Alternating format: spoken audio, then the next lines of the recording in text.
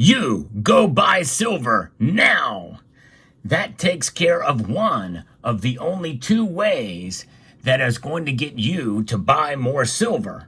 I'll explain what the other one is right now as we explore.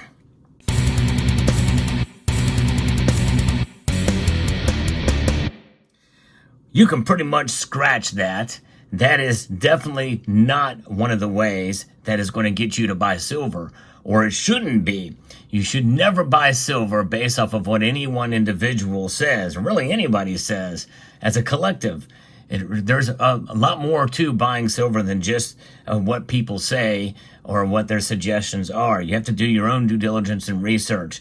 Never trust any individual, no matter how trustworthy they may seem. And when it comes to spending your hard-earned money for a product, including something like silver. But that's not what this video is about. I'm going to give you those two ways that are going to get silver essentially into your stack. And it's really about the market. There's two types of markets we're looking at here, and those directly correlate with the two different ways. The first one is the lower spot price in the marketplace, for the spot price to fall. If it were to fall fairly dramatically, I think that's going to excite buying again. And it's going to excite buying from the hardcore stackers, the enthusiasts that are going to start buying. Because right now, let's face it, the silver market is tepid in terms of the bullion that we see, such as what you see before you here. There's not as much buying. Now, there are exceptions to that. There are people that are continuing to buy. There are those of you who do practice dollar cost averaging, and there are those of you who will buy on the dips when they come. But by and large, overall, buying is down because the price has gone up so high. Many people are nervous and think that it's going to go right back down again. And people are waiting for those times when silver reaches a certain price. Well, they're going to buy. You know, a lot of different bullion dealer websites will offer, spot price alerts, and you can probably set them on your own too with certain applications. And once the price reaches a certain level, then you pull the trigger and you have your dry powder on hand. What do I mean by that? Essentially, that means having a little bit of cash on hand in order to make a purchase.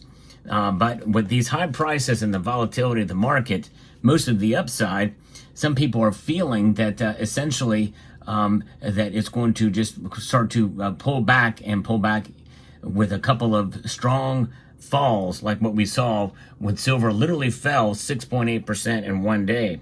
If we start to see more days like that, or even days of 3-4% falls for a certain amount of time, and it wouldn't take long, we're going to see right back into the $20, $25, $26 range.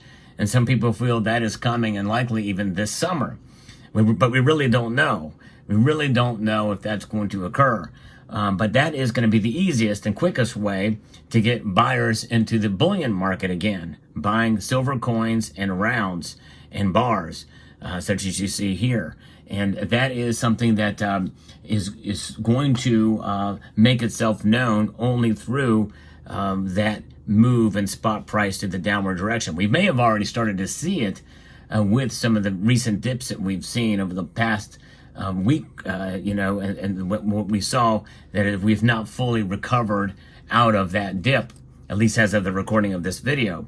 And that, I think, would be a welcome sign for most buyers out there if the spot price drops and then people start buying more again. However, there are other stackers who may have started when the price was lower, hoping that it would go up and stay up. And they may just sell some of their silver. So you're going to have to understand that there are going to be those who have weaker hands in that regard and may let some of their silver go because they're frustrated with the silver market. I would encourage you not to do that, by the way, if you are a silver stacker or a newer silver stacker, because one of the things I've been talking about on this channel for so long is that the silver market is volatile. You're going to see this volatility no matter what.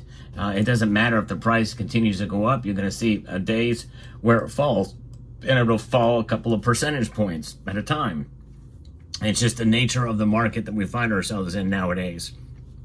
And gone are the days where silver was relatively stagnant, trading in a very small, tight range from time to time. And when people would get excited about a 25 or 50 cent drop in one day, those days are gone.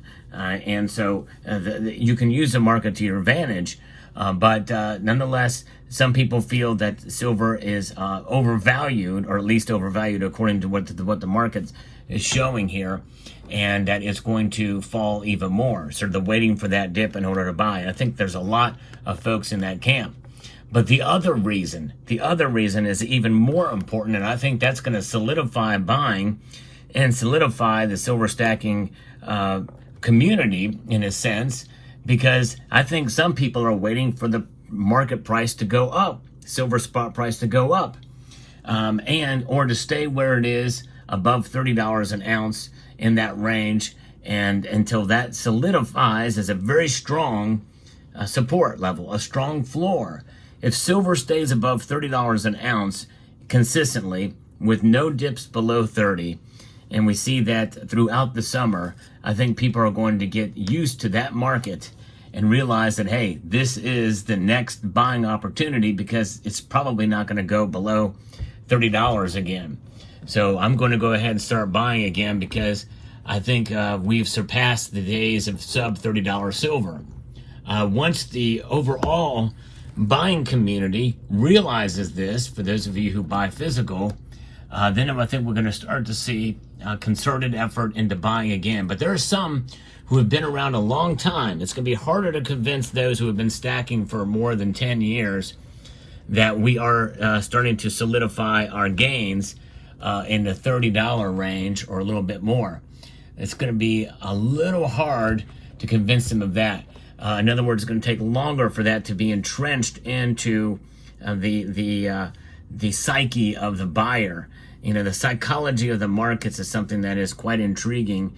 And honestly, I'm of the mind, from what I have been seeing in the community, is that we tend to see people sell low and buy high. But people are wising up and doing the opposite, which is what you should be doing. But I think sooner or later, we're going to have to come to grips with the possibility that silver's price is going to finally recover out of this doldrums that has been in for many, many years, especially before the pandemic. And back in 2021, at around February, when the silver squeeze artificially manipulated, and that is the correct term, the markets were manipulated by the social media, Reddit community and the like, with the silver squeeze movement, and even here on YouTube, and it caused the price to shoot up for a brief amount of time to almost $30 an ounce. And now here we are in 2024 with inflation heavily entrenched. We're right near $30 an ounce as I record this video, but $30 an ounce now is very different than $30 an ounce in 2021. That's right. That's a big difference, and a lot of people have to come to grips with that too. $30 silver is not as exciting as it was 10 years ago, or almost 11 years ago now, when it was at the same price. Because $31 11 years ago is a lot different than $31 or $30 now, because of inflation. So those are the things we have to keep in mind and understand. So in that regard, I think we're going to probably start to see an entrenchment of the silver price, in part because of inflation. Yeah, gasp, amazing. How could you make such a claim? Yeah, believe it or not, silver is starting, I think, in part to react from inflation. And if we start to see a recession, well, we may see a pullback because of the industrial nature of silver. And that's dual nature. It's largely or it's more so as a commodity, as an industrial commodity, than it is a monetary metal. And so it's going to be very, very fluid in terms of its price movement compared to gold, which is why it's been frustrating to see the gold to silver ratio maintain well above 75, at least as a recording of this video. And we're likely not going to see it. I think if we see 60 to 1 silver, that would be almost a miracle, especially if it were to happen this year. But it's something to witness. But I think once we get used to the prices where they're at now, I think we're going to see buying pick up again. And I think that'll be a good thing for people to realize and see that, hey, we've crossed the Rubicon here, and we've crossed the line, and realize, hey, it's a new market for silver.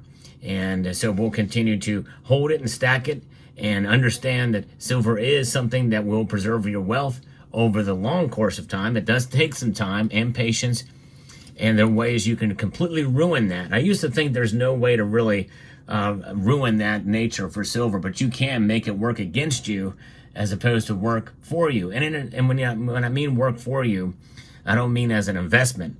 I'm talking about as a hedge. Silver's not there to make you rich. It's to preserve your riches. And that is the bottom line. Silver itself is, in a sense, a rich metal. It's beautiful to look at, as you see here with the display. And I think that is invaluable. And speaking of value, when you realize the value of silver, price doesn't play as big a role as it maybe had once had. And that is important. Price matters, no question about that, especially when you need to sell it or when you want to buy it. Until then, at such a time when you're holding it, it's about the number of ounces. You measure your wealth in ounces as opposed to dollars or fiat notes. This unsound money. Unsound money created by unsound minds. This is sound money created by God, who's about the soundest entity in the universe. So let me know what your thoughts are in the comment section down below. I hope you found this video informative, insightful, and educational. I'd like to extend a multitude, that means a lot for those of you in Rio Linda, of gratitude to each and every one of you for taking the time to watch, and to encourage you to please rate, share, comment, and subscribe.